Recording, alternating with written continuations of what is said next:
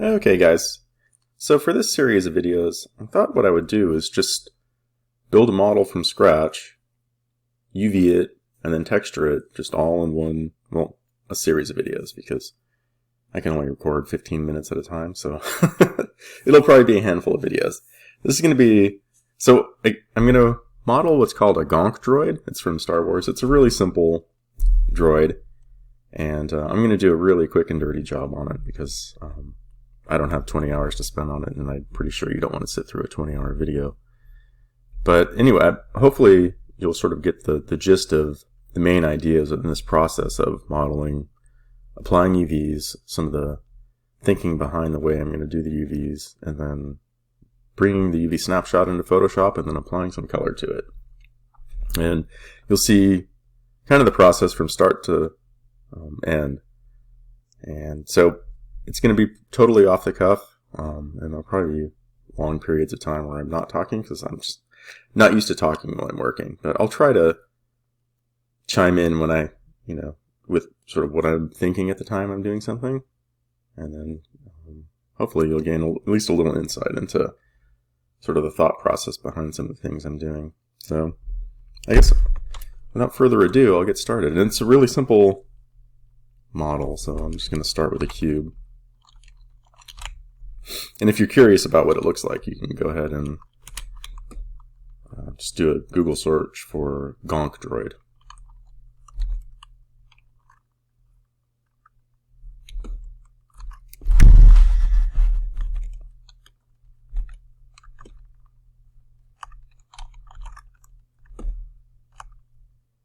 And like I said, I'm probably going to be quiet a lot because I'm going to be just thinking and working.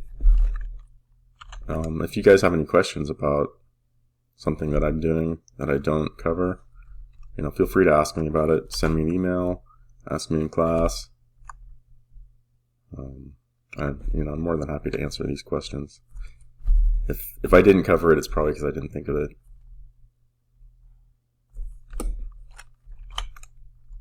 And so, like I do with most of my models, I'm just going to start really simple, kind of block out the shape, just using really simple tools and processes.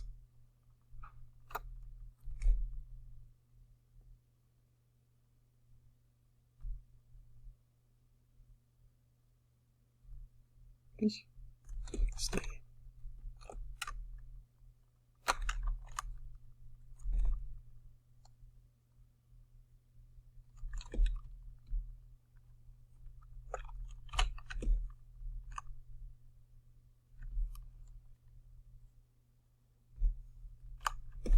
And I've got an image kind of off on my second monitor, so if you see me popping back and forth to there, you know what I'm up to.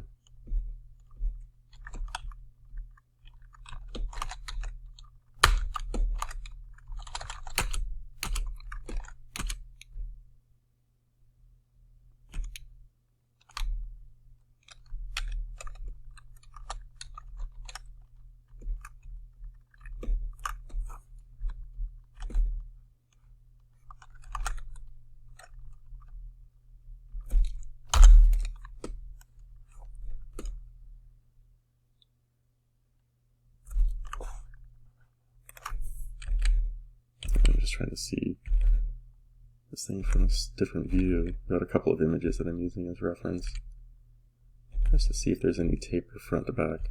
It doesn't look like it.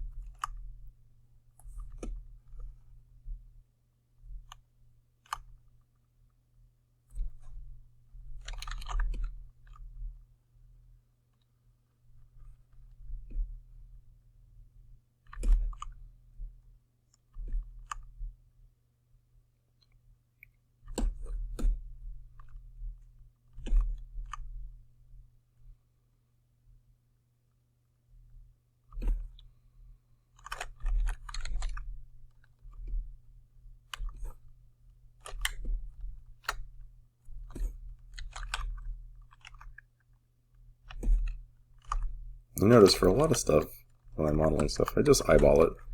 I don't do a lot of really precision stuff. It's just not what I'm into. And so eyeballing it is generally just fine. If I were to do, if I was going to do something that was a really, difficult hard surface model, I would probably be a lot more careful with that stuff and most likely bring in an image plane to use as a reference. But for kind of simple stuff like this, honestly, eyeballing it is oftentimes just, fine, good enough.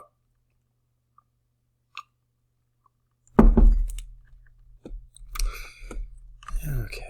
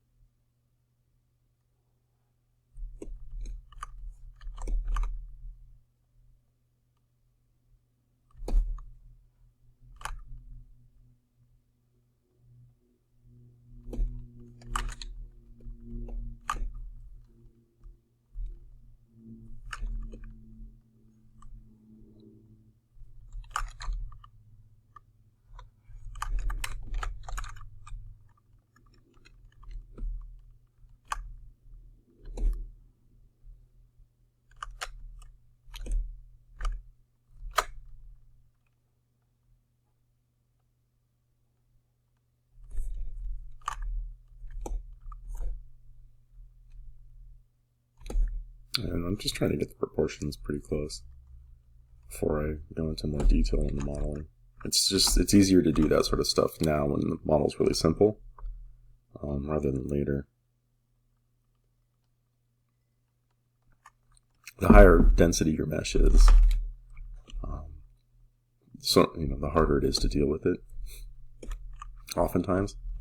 And so I try to do a lot of as much heavy lifting as I can when the model's super simple, especially stuff like proportions. And you can adjust that stuff later with lattices and stuff, but it's just so much easier to do it. Just grabbing vertices and moving them around.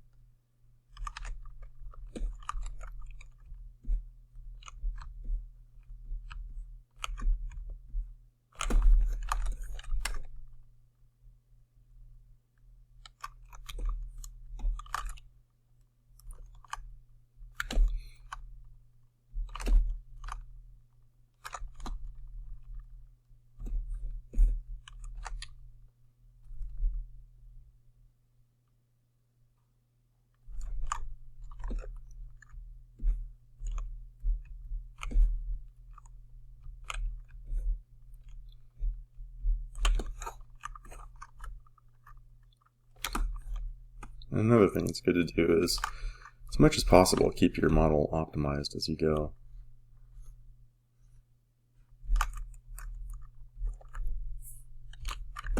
Although sometimes that can bite you in the butt down the road.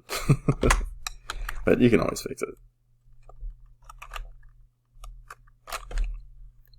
But as you see edges and verts and stuff that you don't need, just get rid of them.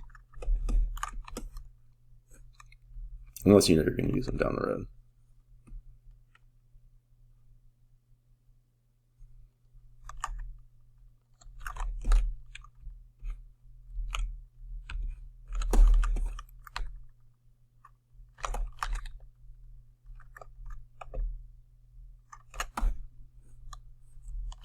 Like, I know I'm using this guy because there's a little gap in here.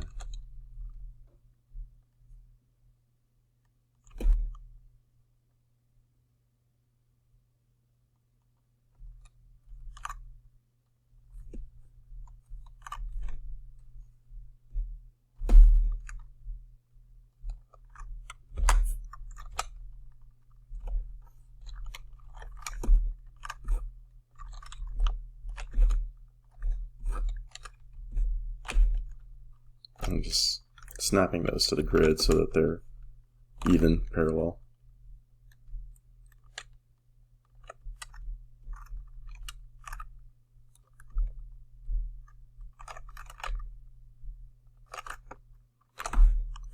Let's see if this is the right approach. It's not always obvious what the best approach is when you're modeling something. So occasionally you just need to experiment with stuff and see how it turns out. And I don't like that.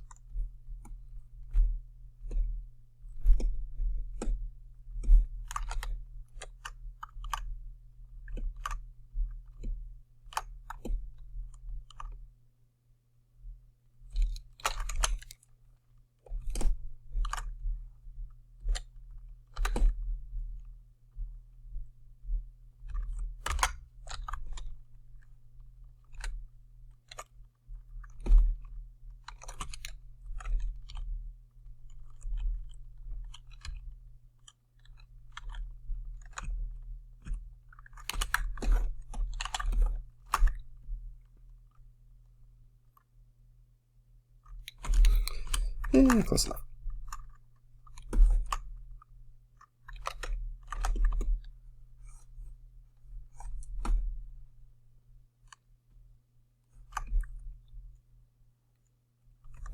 Just have a cylinder here.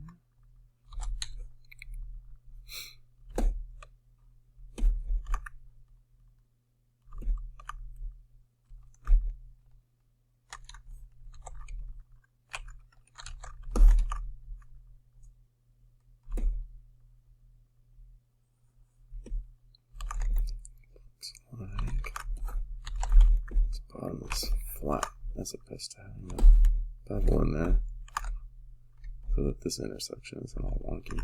And I don't know what this thing looks like underneath, so I don't think it's that important. I'm just gonna, so not a graceful intersection there, but I'm gonna live with it. And this is a little too high.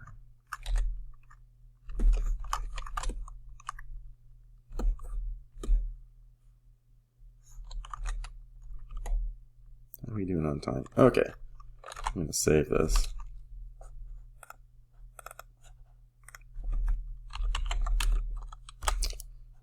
And continue in the next video.